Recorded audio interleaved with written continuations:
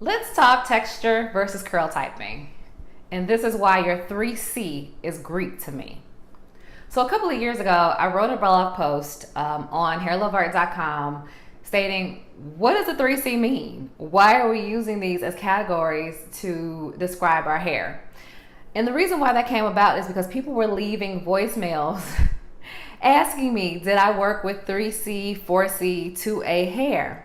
And being a cosmetologist, I had no clue what they were talking about because these are not phrases and categories that are cosmetology based. So after doing my research, I realized, oh, people were asking me, do you work with my texture? And the answer is yes. Hair is hair is hair is hair. Your 4C hair is not a unicorn. Your 3C hair is not a unicorn. They're all the same basic building blocks of hair.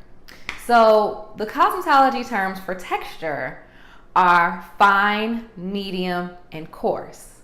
And the definition of texture is the thickness or diameter of the hair strand and how it feels on the surface. So pretty much no matter if your hair is fine, medium, or coarse, your hair can feel soft, it can feel silky, it can feel rough, it can feel tangly. There's so many different surface qualities to hair that really have nothing to do with whether you're fine, medium, or coarse. But to define where fine, medium, or coarse live, we have to understand hair strand diameters.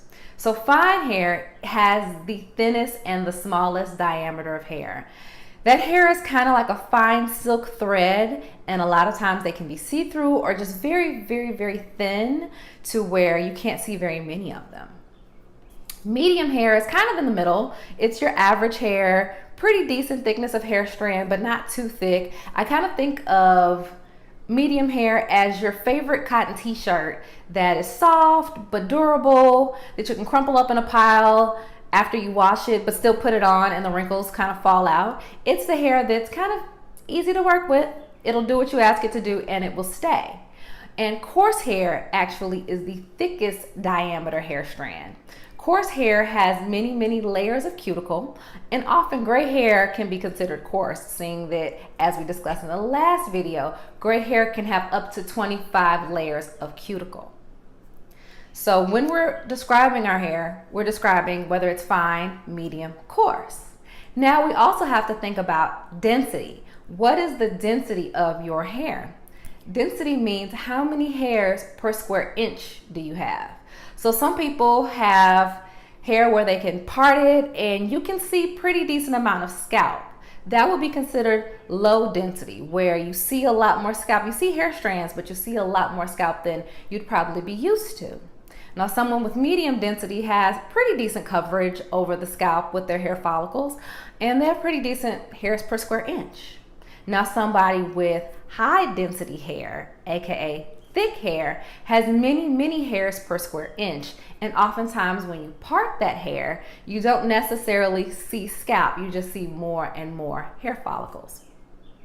So people can have a combination of fine hair and high density, so thin hair strands and very many of those hair strands per square inch.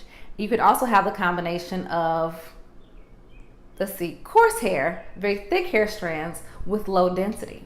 So any of those combinations are possible, and add in there what the surface quality of the hair feels like, that's where you've got your texture.